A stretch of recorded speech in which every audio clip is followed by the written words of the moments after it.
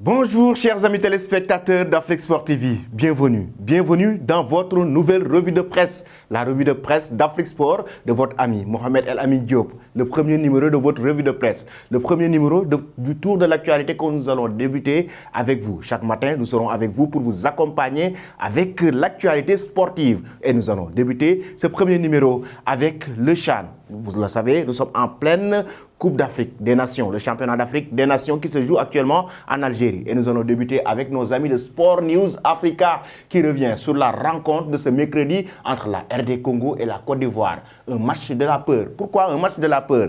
Comme vous le savez, la Côte d'Ivoire a été battue par le Sénégal. Les deux équipes n'ont pas enregistré de victoire lors de la première journée. Et c'est le match très déterminant, surtout pour les Ivoiriens, chers amis. On le sait, la Côte d'Ivoire et dans des difficultés. La Côte d'Ivoire faisait partie quand même des favoris de cette compétition. Mais qu'est-ce qui se passe dans le football ivoirien? Aujourd'hui, on ne peut pas comprendre un gars comme Didier Drogba. Il vient déposer sa candidature pour être le président de la fédération. Maintenant, les difficultés de l'équipe nationale de la Côte d'Ivoire qui est sur le point d'être éliminée dans ce CHAN. Est-ce que Didier Drogba aura raison sur la fédération ivoirienne de football, sur les votants, ceux qui l'ont écarté de cette fédération? On verra maintenant. Donnez-nous en tout cas vos avis en commentaire. Mais ce qui est sûr, c'est que la Côte d'Ivoire actuellement est sur le point d'être éliminée du CHAN. Nous allons débuter toujours avec ce CHAN, mais nous allons maintenant parler du match entre le Sénégal et l'Ouganda. C'est toujours la deuxième journée de cette compétition. Le Sénégal qui avait battu la Côte d'Ivoire lors de la deuxième journée de ce CHAN qui va affronter maintenant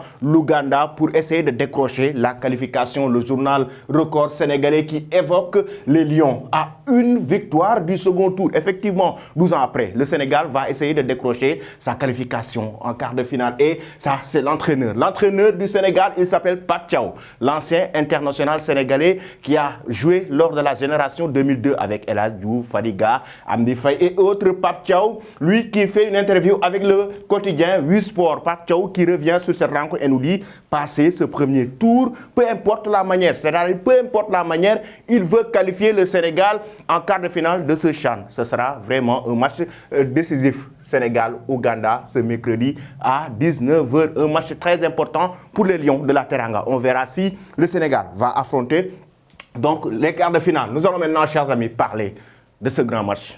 La rencontre très attendue, ce grand match Cristiano Ronaldo, Lionel Messi. Et oui, c'est le grand match, chers amis. Le match très attendu. Actuellement, ils sont déjà en place en Arabie Saoudite, les joueurs parisiens. Lionel Messi, Kylian Mbappé, Neymar, les stars parisiens sont en Arabie Saoudite pour affronter qui? Cristiano Ronaldo. Les retrouvailles entre Lionel Messi et Cristiano Ronaldo. Les deux hommes qui ont marqué le football mondial. Est-ce qu'on verra Cristiano Ronaldo jubiler comme ça? Ça, je le demande aux supporters de Cristiano Ronaldo. Est-ce que Chris peut toujours jubiler comme ça? Est-ce que Chris a toujours cette forme physique? Ça, c'est une question que je pose quand même aux supporters de Cristiano Ronaldo. Mais nos confrères de Tribune Sport au Sénégal nous disent Ronaldo et Messi vont s'affronter pour la dernière fois. Pourquoi la dernière fois? Parce que Cristiano Ronaldo ne joue plus en Europe. Il joue maintenant en Arabie Saoudite. Il joue en Arabie Saoudite et Lionel Messi, chers amis, qui joue toujours en Europe avec le club de la capitale française, Cristiano Ronaldo, en Arabie Saoudite. C'est un match amical où l'Arabie Saoudite a versé beaucoup de millions d'euros pour pouvoir affronter le Paris Saint-Germain en match amical à Riyad, avec des centaines de supporters saoudiens qui sont très impatients de regarder cette rencontre, les retrouvailles entre Cristiano. Mais moi, j'ai hâte. Même moi, j'ai hâte de regarder comment Cristiano Ronaldo et Messi vont s'affronter sur le terrain. Comment ils vont se saluer dans le vestiaire. Comment les deux hommes, surtout que Chris est le capitaine de Al Nassr maintenant, surtout par rapport à cette rencontre. Mais le quotidien est revenu pour cette dernière rencontre parce qu'ils ne vont plus s'affronter en Ligue des Champions. Ils ne vont plus s'affronter en championnat. On le sait, Cristiano Ronaldo n'est plus en Espagne, il n'est plus en Italie. Il a rejoint l'Arabie Saoudite après ses difficultés à Manchester United. Maintenant, ce sera un match qui va se jouer amicalement. Parce que là, ce n'est pas un match officiel. Nous allons toujours, chers amis, continuer. Mais avant cela, nous allons passer maintenant à l'instant quiz. Une question que je vais vous poser. Et vous allez nous dire vos réponses en commentaire. Dites-nous, s'il vous plaît, chers amis, si vous le connaissez. Si vous connaissez la réponse, dites-le nous en commentaire.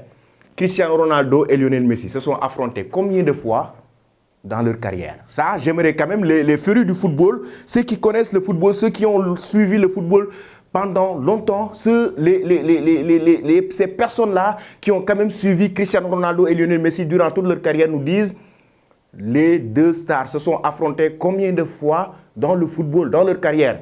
Manchester United, Real Madrid, Barça, Manchester United, Barça, Juventus, Real, je ne sais pas. En tout cas, toutes les confrontations entre Cristiano Ronaldo et Lionel Messi, dites-le nous en commentaire. Et celui qui le sait, demain, on citera son nom, on saura s'il est carrément un féru du football, il connaît vraiment le football. Nous allons maintenant toujours continuer notre revue de presse, cette fois-ci pour parler du championnat italien avec la Gazzetta dello Sport. C'est la grande finale. La grande finale, comme vous le savez, qui vont s'affronter en Supercoupe d'Italie. Ce sera en Arabie Saoudite, l'Inter et le Milan AC. Ce sera un match qui va se jouer en Arabie Saoudite ce mercredi. Et les deux équipes, on le sait, c'est plus l'Inter, le classico Inter-Milan qu'on savait auparavant. Non, Samuel Eto'o a joué à l'Inter de Milan. Adriano a joué à l'Inter de Milan. Shevchenko a joué au Milan AC. On avait envie de regarder ces matchs avec ces grands joueurs.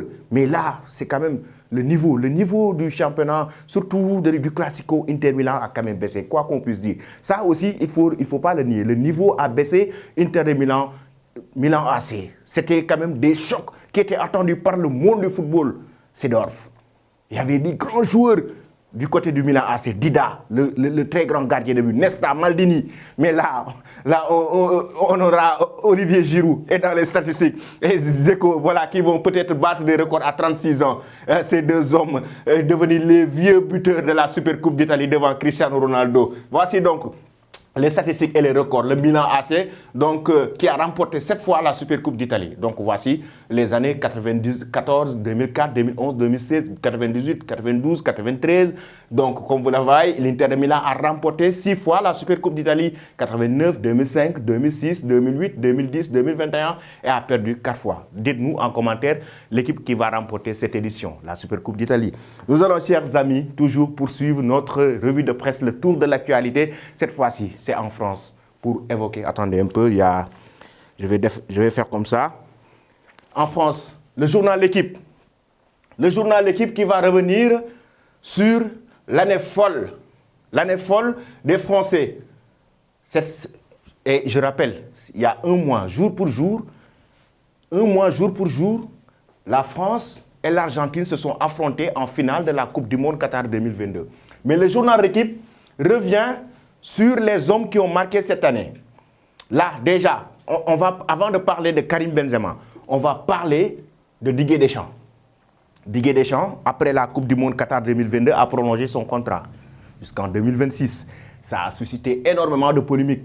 Surtout Noël Le Graët, actuellement, qui vit des moments difficiles, visé par une enquête pour harcèlement sexuel. Même s'il l'a nié. Noël Le Graët qui a attaqué Zinedine Zidane. Il a attaqué Zinedine Zidane. L'année 2022 a été riche en France. Noël Le Graët qui attaque Zinedine Zidane. Et actuellement, là, il est dans des pétrins parce que Noël Le Graët n'est plus le président de la Fédération française de football. De l'autre côté, il y a toujours cette finale de la Coupe du Monde Qatar 2022. France-Argentine. Kylian Mbappé, l'homme en forme, triplé, meilleur buteur de la Coupe du Monde Qatar 2022. Qu'est-ce qu'il a fait? Il a failli renverser l'Argentine, l'Albiceleste. Kylian Mbappé, triplé, on ne voyait pas venir vers les 70e minutes cette passe de Rabiot qui permet à la France d'égaliser avec le 1-2 de Kylian Mbappé, demi-volée. C'est incroyable. Regardez le demi-volée de Kylian Mbappé. C'est juste incroyable ce but. Je ne pouvais même pas retenir les cordes vocales. Mais regardez Kolo Muani aussi. Kolo Muani qui a suscité le penalty qui a été marqué, réalisé par Kylian Mbappé dans cette finale de Coupe du Monde. Voici donc les hommes vraiment qui ont marqué. Mais l'homme qui a le plus marqué l'année 2022, c'est Karim Benzema. El Nouébé avec le Real Madrid, la Ligue des Champions. El Nouébé avec le Real Madrid, la Liga. El Nouébé avec l'équipe de France, la Ligue des Nations. El Nouébé, meilleur buteur de la Ligue des Champions. El Nouébé qui n'a pas joué la Coupe du Monde Qatar 2022. Il s'était blessé. Et après, il prend sa retraite internationale. Mais il a remporté le Ballon d'Or France Football 2022. Et c'était pour la première fois de sa carrière. El Nouébé, Karim Benzema, c'était pour la première fois de sa carrière. D'ailleurs, récemment, il y a Patrice Evra qui a pris sa défense. Qui a pris la défense de Karim Benzema par rapport au Ballon d'Or qu'il a remporté et le manque de respect dans l'équipe de France. Mais il a quand même marqué le football français cette année 2022. Il a signé son retour, il a joué la Ligue des Nations, Karim Benzema a joué l'Euro en 2021 et il revient en Coupe du Monde sans jouer. C'était quand même une grosse polémique, mais il a su remporter le Ballon d'Or pour devenir le meilleur joueur du monde. C'est une carrière très riche de Karim Benzema. Nous allons, chers amis, parler aussi de l'année 2022 qui a marqué la Coupe du Monde. La Coupe du Monde Qatar 2022 avec Lionel Messi, la star parisienne qui remporte cette Coupe du Monde Qatar 2022. Regardez le sourire de la Pulga. Regardez le sourire. C'était le trophée qui manquait à sa carrière, à son parcours très riche, Lionel Messi. Et regardez cette tristesse de Kylian Mbappé, meilleur buteur, soulier d'or. Meilleur buteur de la compétition. Malheureusement pour lui, Kylian Mbappé, l'enfant de Bondy, n'a pas remporté ce titre. Final, tir au but. Le bourreau, c'est qui? Il s'appelle Emiliano Martinez. C'est lui qui arrête les pénaltys. Emiliano Martinez, c'est lui qui se moque de Kylian Mbappé avec une poupée après lors des célébrations. Et la FIFA qui ouvre une enquête. C'est vraiment une finale folle entre la France et l'Argentine. Et là, c'est l'Argentine qui l'avait remporté. Le sourire de Lionel Messi l'a quand même si bien montré. Nous allons maintenant terminer avec vous, chers amis, cette image. Comme vous le voyez, nous allons terminer notre tour de l'actualité avec cette image. LeBron James qui envoie à Ibrahimovic un maillot des Lakers pour un cadeau. Sacré Ibrahimovic, qu'est-ce qu'il a fait? Il a renvoyé le maillot. Il l'a d'abord signé. Elle a renvoyé à LeBron James. Il est juste incroyable, ce gars. Juste parce qu'il pensait que LeBron James voulait un autographe de lui. Pour lui, c'est la plus grande star du monde, au-delà même du football, Ibrahimovic. Il est juste incroyable. En tout cas, continuez à suivre Afrique Sport, c'était tout pour aujourd'hui. Nous allons continuer à vous poursuivre, à vous accompagner pour le tour de l'actualité chaque matin. Nous serons avec vous pour le tour de l'actualité sportive, la revue de presse spéciale. C'était le numéro 1. Le numéro 1 de la revue de presse, chers amis. Le football, c'est un art. Le football, c'est une chanson et nous consommons la mélodie. Merci et bonne journée.